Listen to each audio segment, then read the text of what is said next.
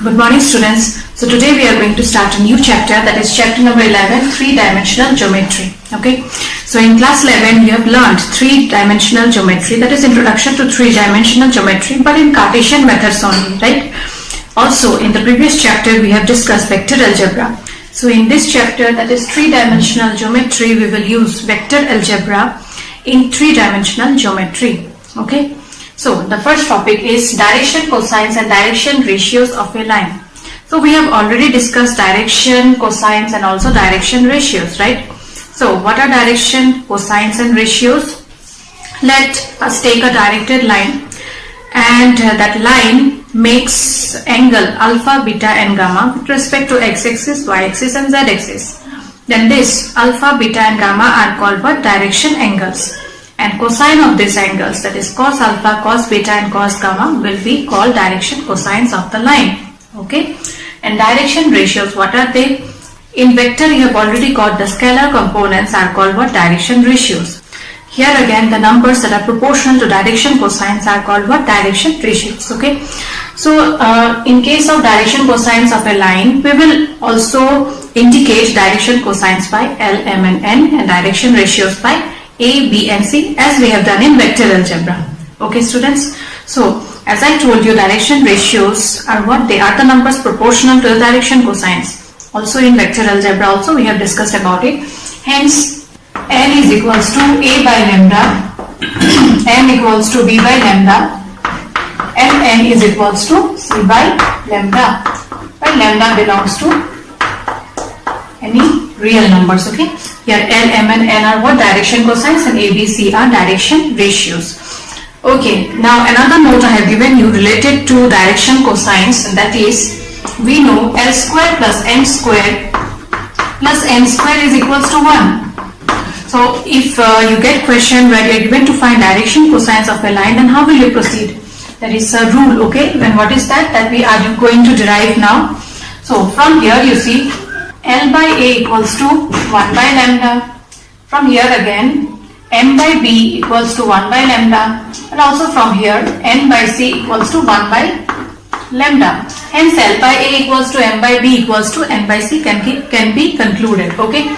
So let this be equals to K, say. Hence from here L is equals to AK, M equals to BK and N is equals to CK. So these values we will substitute here and find the value of K. Okay.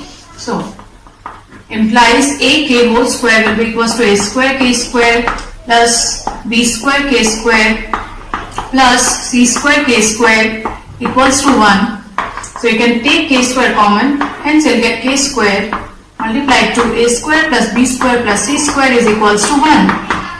And finally the value of K will be equals to plus minus 1 by root over A square plus B square plus C square. Right. Now this values of K, this value of K you will substitute here in L, M and N. So accordingly L will be equals to plus minus A by root over A square plus B square plus C square. N will be equals to plus minus B by root over A square plus B square plus C square, and N will be equals to plus minus C by root over A square plus B square plus C square. Okay. So this is how we find the direction cosines of a line. Now here you see both positive and negative sign is included. So what will it be? Depending on the value of K. So K may be either positive or negative. So depending on that is the sign of K, we will get the values of L and M, that is the sign of L, M and N. Okay. So I guess how to find direction cosines of a line and direction ratios, this part is clear, all of you. So students, if you are given to find the direction cosines of a line passing through 2 points, and how will you find the direction cosine and also direction ratio, that we will discuss now. Okay. So direction cosines of a line passing through 2 points, let the 2 points be P and Q, whose coordinates are x1, y1, z1 and x2, y2, z2. So direction cosine of line passing through P and Q is given by x2 minus x1 by pq equals to y2 minus y1 by pq equals to z2 minus z1 by pq, where pq is what? It is the distance between the 2 points. So I apply distance formula. So that is equals to root over x2 minus x1 whole square plus y2 minus y1 whole square plus z2 minus z1 whole square. Next, if you are given to find direction ratios, then direction ratios of a line passing through 2 points P and Q whose coordinates are x1, y1, z1, x2, y2 and z2 are given by x2 minus x1, y2 minus y1, z2 minus z1, or you can also find it by subtracting x1 minus x2, y1 minus y2 and z1 minus z2. Okay, so this is how we find direction cosines and direction ratios between 2 points. Now students, we will discuss the first exercise. So the first exercise is totally based on direction cosines and direction ratios. Till now, whichever we have discussed, it will be based on those part only. Okay, so let's start the exercise, and next we will discuss the remaining theory part. Okay students, so the first question is, if a line makes angles 90 degree, 135 degree, 45 degree with the positive x, y and z axis respectively, then find its direction cosines. So angles, that is direction angles, are given of a line. Okay, and you are given to find direction cosines. So we know direction cosines are given by cos alpha, cos beta and cos gamma. So let's find it out. So L is equals to cos alpha, that is cos 90 degree, that is equals to 0. M equals to cos 135 degree. So cos 135 degree will be equals to how much? It can be written as divide it by 90. So you'll get 90 ones are 90, 45. So 1 into 90 degree plus 45 degree will be equals to how much? So 1 into 90 plus 45 means second quadrant. So we know in the second quadrant cos is negative. Okay, and also you are getting, you see, odd number of 90 degree. Okay, and if you get odd multiple of 90 degree, then what will you do? Cos will change to sine. Okay, hence the answer will be minus sine 45 degree, that is equals to minus 1 by root over 2. And finally cos 45 degree, that is n. So n equals to cos 45 degree will be equals to how much? 1 by root over 2. So the direction cosines are 0, minus 1 by root 2 and 1 by root 2. Okay. Now the next question is also based on direction cosines. So it's given that find the direction cosines of a line which makes equal angles. So this time the angles made with respect to x-axis, y-axis and z-axis are equal. Okay, with the coordinate axis. Okay, so let the angles be, since the angles are equal, so L will be equals to cos alpha, M equals to cos beta, and also N is equals to, beta will be equals to alpha and N will be also equals to cos alpha.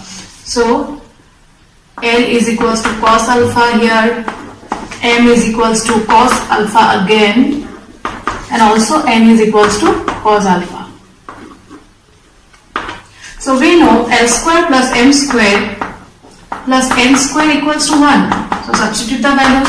So you'll get cos square alpha plus cos square alpha plus cos square alpha, that is equals to 3 cos square alpha. So 3 cos square alpha is equals to 1, and hence from here cos alpha will be equals to plus minus 1 by root over 3. Hence the values of L, M and N, that is the direction cosines, will be either 1 by root 3, 1 by root 3, 1 by root 3, or minus of 1 by root 3, minus of 1 by root 3, minus of 1 by root 3. Okay, so both the values it can take.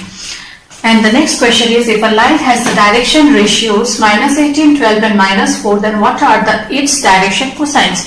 So already in the theory part I have discussed that if direction ratios are given, then how will you find direction cosines? It is given by plus minus a by root over a square plus b square plus c square, that is a value of L.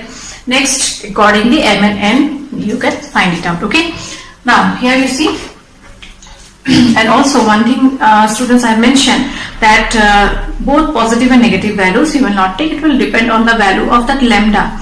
Lambda means in that case we have taken to be 1 by lambda, we have taken it to be equals to k, right? So here L will be equals to how much? A by root over a square plus b square plus c square. N will be equals to n will be equals to b by root over a square plus b square plus c square,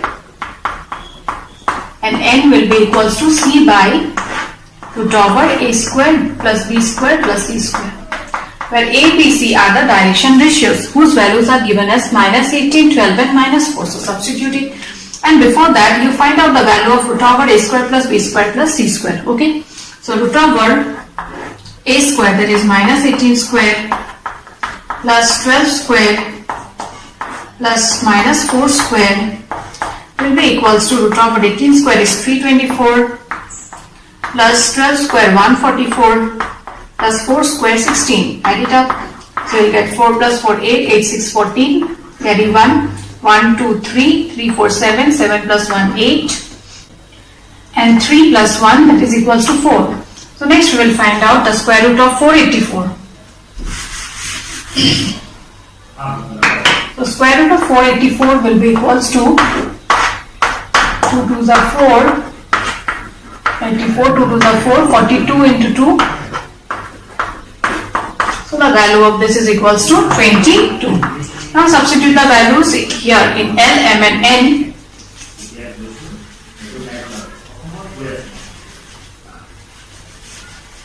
So L is equals to minus 18 by 22, which can be reduced, hence the answer will be minus 9 by 11. M is equals to B by 22, which can be reduced, and hence the answer will be 6 by 11. And N is equals to minus 4 by 22, that is equals to minus 2 by 11.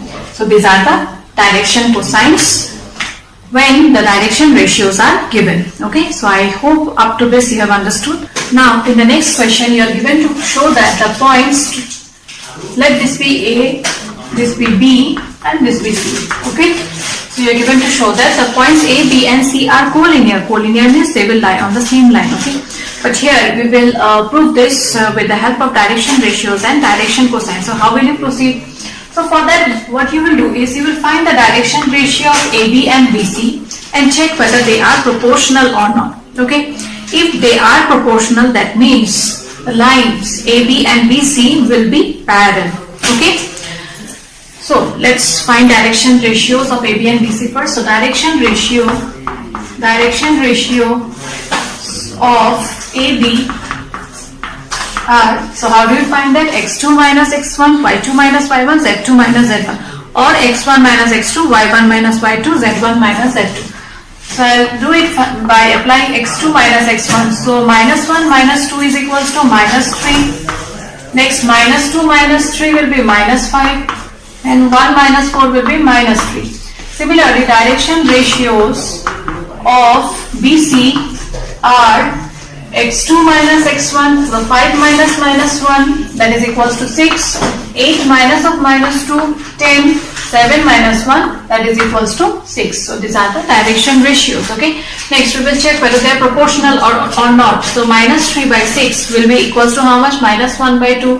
Minus 5 by 10 is also equals to minus 1 by 2, and minus 3 by 6, that is also equals to 1 by 2. So at the end you will write the answer this way: since the direction ratios are proportional, hence AB parallel to BC. Okay, so since minus 3 by 6 equals to minus 5 by 10 equals to minus 3 by 6 is equals to how much? Minus 1 by 2. Therefore AB parallel to BC.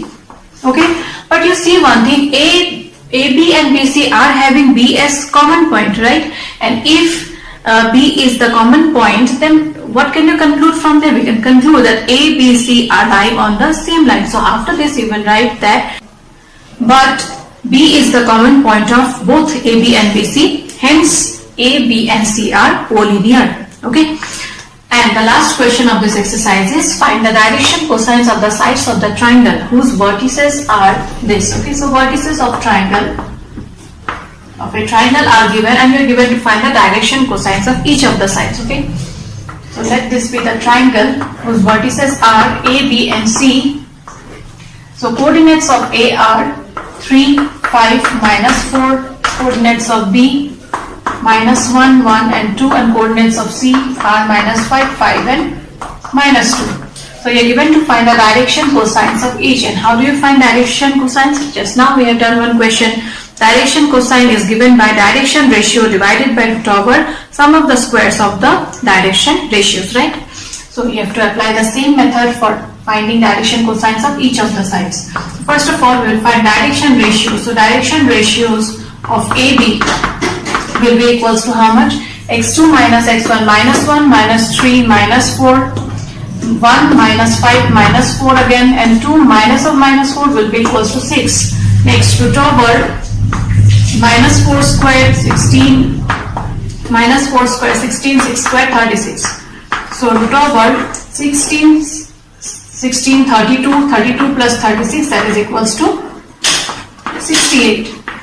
So you are getting root over 68, okay? Hence direction cosines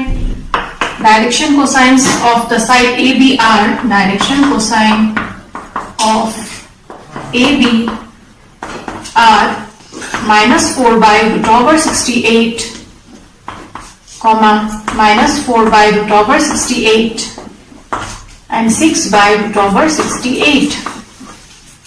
Okay, root over 68, you find out the factors, 2 3s are 6, 2 4s are 8, 2 17. So it can be written as 2 root over 17. So minus 4 by 2 root over 17, minus 4 by 2 root over 17, and 6 divided by 2 root over 17, which will be equals to minus 2 by root over 17, comma, minus 2 by root over 17 and 3 by root over 17. So these are the direction cosines of the side AB. So similarly, we will find the direction cosines of BC and CA also.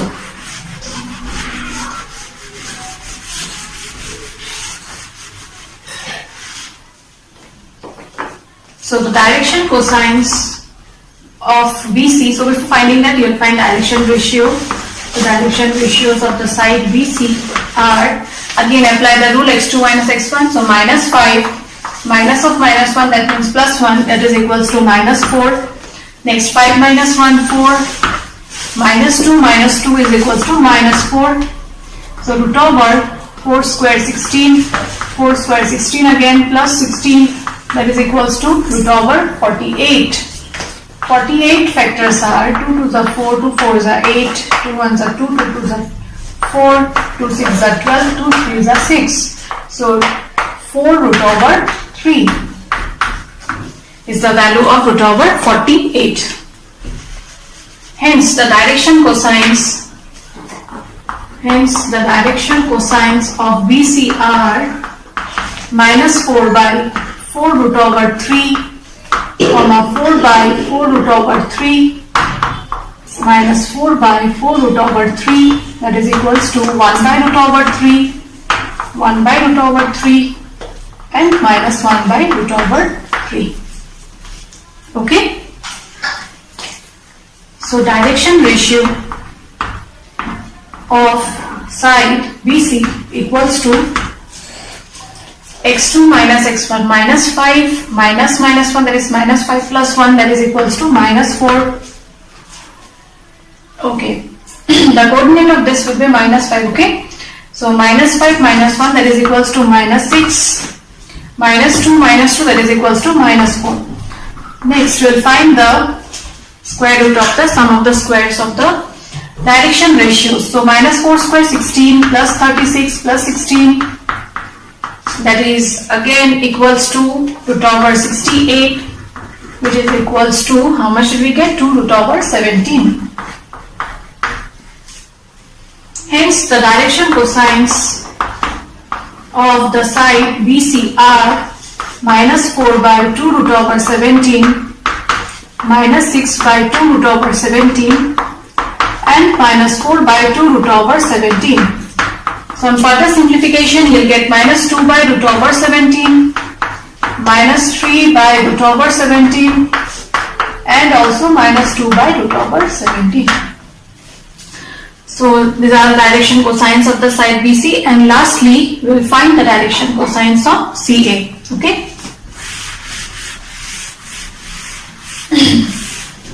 So So direction ratios of CA will be equals to x2 minus x1, 3 minus of minus 5, that is 3 plus 5, which is equals to 8, 5 minus of minus 5, that is 10, and minus 4 minus of minus 2, that is minus 4 plus 2, that is equals to minus 2. So root over 8 square 64, 10 square 100, minus 2 square 4, which is equals to, add it up. So you'll get 4, 4, 8, 6, 168. So the factors of 168 are 2 8s are 16, 2 4s are 8,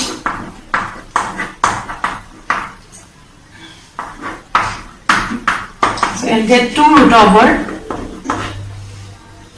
42, right?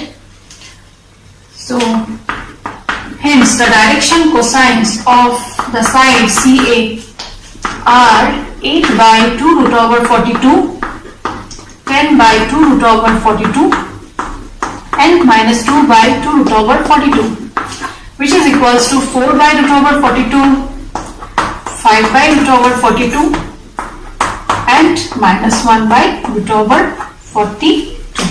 So I guess this question is clear, and also the other questions also. So with this we have completed this exercise. It was a very smaller one, only few questions were there, that was based on direction cosines and direction ratios. Okay. So next we are going to discuss the theory part, which is required for the next exercise. So students, in the next exercise you will get questions where you will be given to find the equation of a line passing through 1 point, 2 points in vector form and also in Cartesian form. Okay. Also, you will be given to find the angle between two lines, that also can be expressed both in vector form and Cartesian form. And lastly, we will discuss how to find the shortest distance between two lines. Okay, so let's start with the equations of the line first. So equation of a line passing through a given point and parallel to a given vector, B vector, is R vector equals to A vector plus lambda B vector, where lambda be any real number. Okay, so if you are given to find the equation of a line passing through one point and in vector form, then you have to write in this way, that is R vector equals to A vector plus lambda B vector, where A vector represents the position vector of the given point. Okay, and the Cartesian equation of a line passing through a given point and parallel to another line is given by x minus x1 by a equals to y minus y1 by b equals to z minus z1 by c. So this is the Cartesian equation of a line, okay, passing through a given point. Next, equation of a line passing through two given points. This time 2 points will be there and you will be given to find the equation of the line. So vector form is R vector equals to A vector plus lambda B vector minus A vector, where A vector and B vector represents the position vector of the 2 points. Okay, and the Cartesian form is x minus x1 by x2 minus x1 equals to y minus y1 divided by y2 minus y1, and z equals to z minus z1 divided by z2 minus z1. So these are the equations of a line passing through 1 point and 2 points. Okay, next is finding angle between two lines. So here also we will discuss both in vector form and Cartesian form. So first is the Cartesian form. So angle between two lines is given by cos theta equals to a1 a2 plus b1 b2 plus c1 c2. So these are what? These are the direction ratios, okay, of the given line. Root over a1 square plus b1 square plus c1 square, root over a2 square plus b2 square plus c2 square. Now here two conditions you will get. Okay, the first one is if the lines are perpendicular. If the lines are perpendicular, that means the value of the angle, that is theta, will be equals to 90 degree, and we know cos 90 degrees equals to 0. Hence a1 a2 plus b1 b2 plus c1 c2 equals to 0. So you will get question where you will be given to check whether the lines are perpendicular or parallel. Okay, there you will apply these conditions. Okay, next one is if the lines are parallel, then the condition is a1 by a2 equals to b1 by b2 equals to c1 by c2. That means the direction ratios will be proportional. Okay, and the vector form, that is, if you are given to find the angle between two lines such that the two lines are given in vector form, then how will you find the angle? It is given by cos theta equals to b1 vector dot b2 vector divided by magnitude of each, where b1 and b2 vector are what? You see, let the first equation be r1 vector equals to a1 vector plus lambda b1 vector, and the next equation, that is the equation of the second line, be r2 vector equals to a2 vector plus lambda b2 vector, where a1 b1 a2 b2 are what? These are the equations of a line passing through a given point and parallel to b1 vector and b2 vector in this case. So cos theta equals to how much? Modulus of b1 vector dot b2 vector divided by magnitude of b1 vector and b2 vector. Okay, and here the equations of the lines are what? r1 vector equals to a1 vector plus lambda b1 vector, and next one is r2 vector equals to a2 vector plus, you take the real number to be mu. Okay, because these are two different lines, right? So next we are going to discuss how to find the shortest distance between two lines. Okay, so the first is distance between two skew lines. So let's try to understand what are skew lines first. So skew lines means if two lines do not meet at the same time, they are not parallel also. Okay, then both the lines will be called skew lines. Now the thing is, if they do not meet and if they are not parallel also, how can it be possible? So the thing is, you have to remember, skew lines will always lie in different planes. Okay, so two lines which will lie in different plane such that they do not meet and are not parallel are said to be what? Skew lines. So the first one is distance between two skew lines, and the distance, how will you find it out? b1 vector cross b2 vector dot a2 vector minus a1 vector divided by magnitude of b1 vector cross b2 vector, and you have to take the modulus sign because distance cannot be negative. Okay, here the equations of the lines will be what? Just now I have written r vector equals to let me take it to be r1 vector a1 vector plus lambda b1 vector, and r2 vector will be equals to a2 vector plus mu b2 vector. Now the next is the Cartesian form. So if the equations of the line are given in Cartesian form, then how will you find the distance between two skew lines? So we know Cartesian form equation is x minus x1 by a1 y minus y1 by b1 equals to z minus z1 by c1, and the next equation will be x minus x2 by a2 equals to y minus y2 by b2 equals to z minus z2 by c2. So if two equations are given in Cartesian form, then how will you find the distance between two skew lines? That is given by d equals to determinant of x2 minus x1 y2 minus y1 z2 minus z1 a1 b1 c1 a2 b2 c2. These are what? The direction ratios, and these are the coordinates, that is x1 y1 z1 x2 y2 z2 are the coordinates of the 2 points that is passing through each of the lines. So the first line is passing through the point x1 y1 z1, and the second is passing through the point x2 y2 z2, and whose respective direction ratios are a1 b1 c1 a2 b2 c2. And here again you have to take the modulus because distance cannot be negative. Next, distance between two parallel lines. If two parallel lines are given, then how will you find the distance? It's given in vector form only. Okay, so the equation of two lines which are parallel is r1 vector equals to a1 vector plus lambda b vector, and r2 vector will be equals to a2 plus mu b vector again. So in case of parallel lines, since two lines are parallel, so this vector will be same for both. Okay, because I am given now in the equation of a line passing through a given point whose position vector is a vector parallel to b vector is given by r vector equals to a plus lambda b vector. Since both the lines are parallel, so b vector has to be same. Okay, and the distance between them is given by b vector cross. Here you see only b vector is same, and in this case there are two different vectors, right? Hence you have found cross product. That way you can remember, okay? And here the same vector is represented. So B vector cross A2 minus A1 vector divided by magnitude of B. In this case you will find dot product, and in this case you will find cross product, okay? So with this we have completed the theory part of this exercise. So we will not start the exercise today. So you go through the theory part once, then it will be easier for you to understand the sums when we will start the exercise, okay? So with this I end today's class. Thank you students, take care.